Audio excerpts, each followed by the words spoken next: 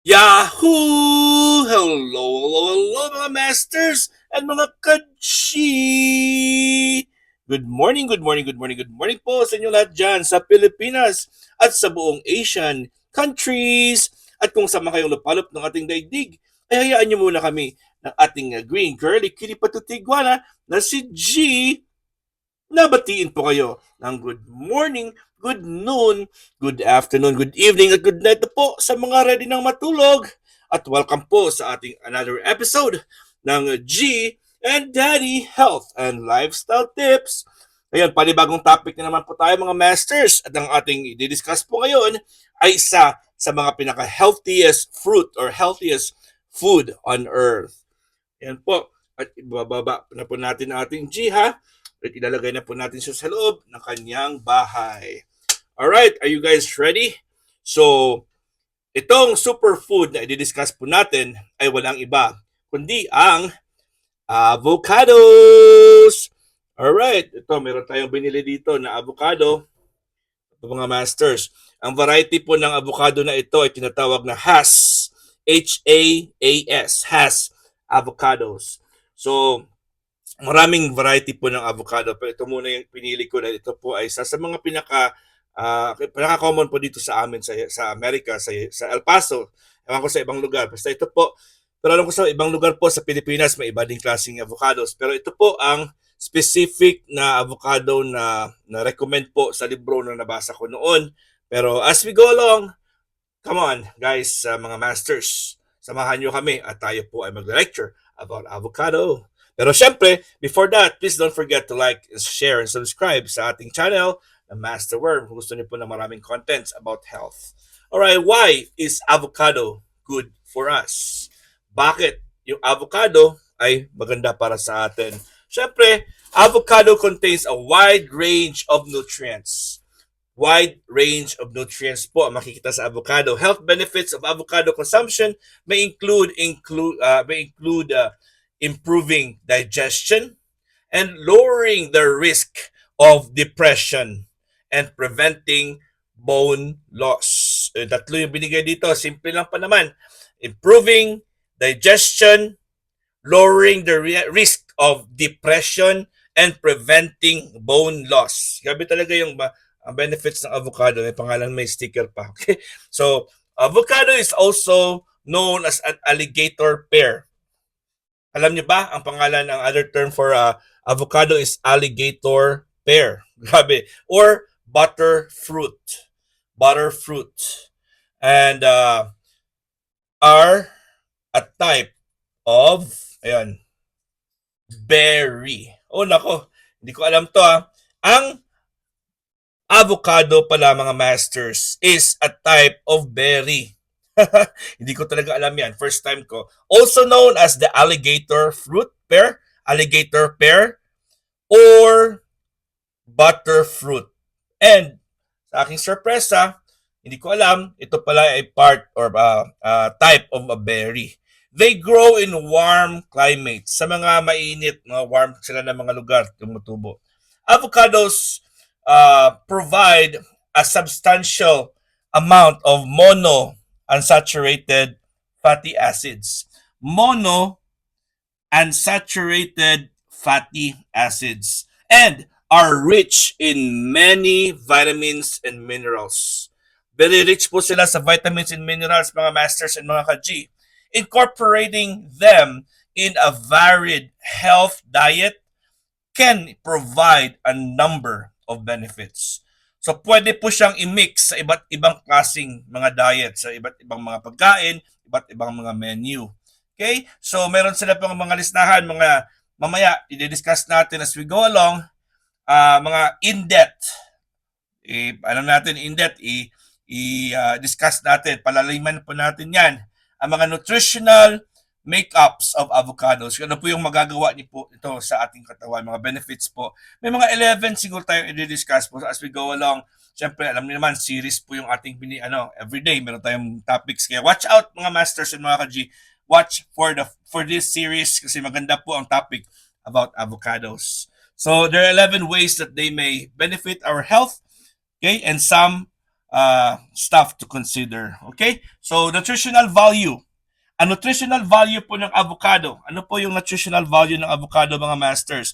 Avocado are good source of vitamin C, vitamin E, and vitamin K, and vitamin B6. Okay? So, vitamins C, E, K, and B6. And as well as riboflavin. Riboflavin po, mga masters. Riboflavin, niacin, folate, pantothenic acid, magnesium, and potassium. O, dami na, di ba? Ano pa? Vitamin C, E, K, and vitamin C, B6, riboflavin, niacin, folate, pantothenic acid, magnesium, potassium. At meron din po itong lutein, beta-carotene, and omega-3 fatty acids. Ang dami ng benefits na makukuha natin. They also provide, ulitin natin, lutein, beta-carotene, omega-3 fatty acids. Tatlo. Diba? Avocados contain high fat. They contain high levels, sorry. Avocados contains both levels of healthy beneficial fats. Mataas ang fats niya po, which can help a person feel fuller. Mas mabilis po tayo mabusog dito po sa avocado kung kakainin po siya between meals. mas mabilis kang mabusog, kaya po hindi ka talaga gugutumin in between meals. So, sa kalagitnaan po ng inyong meals, halimbawa breakfast, kumain ka ng avocado, sa within the time na nakakain ka na ng lunch, sa gitna niyan, hindi ka gugutumin. This makes us feel fuller. Okay? So, eating fat slows the breakdown of carbohydrates, which helps keeps the blood sugar level stable. So, pag kumain tayo ng healthy fats po ito healthy fats, it slows the breakdown of carbohydrates. So pinapa-slow down niya yung process, pag-metabolize, pag-breakdown ng carbohydrates. That's why tinutulungan niya rin tayo para hindi tumaas yung ating blood sugar levels at magiging stable po siya, magiging stable. Okay, roughly half an avocado, let's say half ng avocado, mag-gloves tayo, mga masters, para syempre kainin din natin ito mamaya So, half ng avocado or 100 grams. Okay? Tingnan natin to. I-half natin yung avocado. Okay? So, dito tayo ang mag-cut ng half ng avocado. Yun. Sino na ba sa inyo dito ang hindi pa nakakita ng avocado? I think sa lahat natin, sa atin nakakita na tayo ng avocado, di ba? So, ang kalahati po ng avocado, ito po okay, contains 160 calories. 160 calories and then 14.7 of fat. 14.7 grams of fats, 8.5 grams of carbohydrates, 6.7 grams of fiber, and less than 1 gram of sugar. Okay, maliit lang po yung sugar nito, mga masters. Okay, so 160 calories of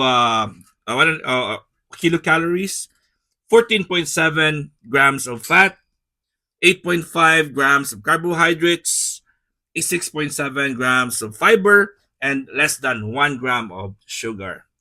Okay, fat is essential of every single cell in the body. Kailangan talaga natin ng fats. Hindi pwedeng walang fats. Eating healthy fat supports skin health and enhances the absorption of fat-soluble vitamins. So, yung addict, di ba? Fat-soluble vitamins. Okay? So, and other nutrients. And even helps support the immune system. Okay? So, vitamins A, D, E, and K, yun ang ating fat-soluble. Sila po yung na-discuss po natin yan noon, di ba? Okay? So, pag kumakain ka ng healthy fats, ay mas mabilis po siyang ma-absorb. Okay? Absorption of soluble fat, soluble vitamins. Ayun mga masters, nag-learn po ba kayo? I hope po na mag-enjoy po kayo sa ating topic for today. So may mga benefits din po ang ating avocados. Okay? A diet that contains a variety of fruits and vegetables can provide numerous health benefits. Siyempre, common sense po yan. 50% of our plate should made up of half vitamins made of fruits and vegetables. So kung medyo maraming variety ng ating vegetables, ating plate, fruits and vegetables sa ating plate, mas marami din tayong benefits na nakukuha po dyan. Kaya po, bukas, i-discuss po natin yung mga benefits ng avocados. Ngayon po ay nag-introduce lang po tayo kung anong klaseng avocado, ano ang avocado at kung ano ka beneficial. Bukas malalaman po natin 'yan. It may, for example, reduce ang pagkain po ng mga fruits and vegetables at nakapagbigay ng maraming health benefits sa ating health. Of course, it may, for example, reduce the risk of obesity, diabetes, heart diseases, and overall mortality rate. So, bababa po yung ating rate ng mga rates ng mga taong mamamatay. Yun po, ha? Bababa po kasi promoting healthy complexion and hair, ayun po yun, isa pa rin yan. Pag kumakain ka ng healthy, gumaganda din yung complexion ng ating buhok at ating skin. And increase energy and weight moderation. So gaganda din yung ating body fit na din tayo. So yun po, pag kumakain po tayo ng healthy at medyo mix po tayo, may mga proportion po yung plate natin. So avocado is considered as one of the superfoods at i-discuss natin ang mga benefits nito bukas. Alright mga masters, hanggang dito lang po tayo at maraming salamat po sa pagsama sa amin ni G sa ating first episode ng ating avocado for this week. Maraming salamat po at kita-kits tayo mamaya sa ating Bahay Kulitan Premier Marathon. At hanggang dito lang po tayo. God is great. Yahoo!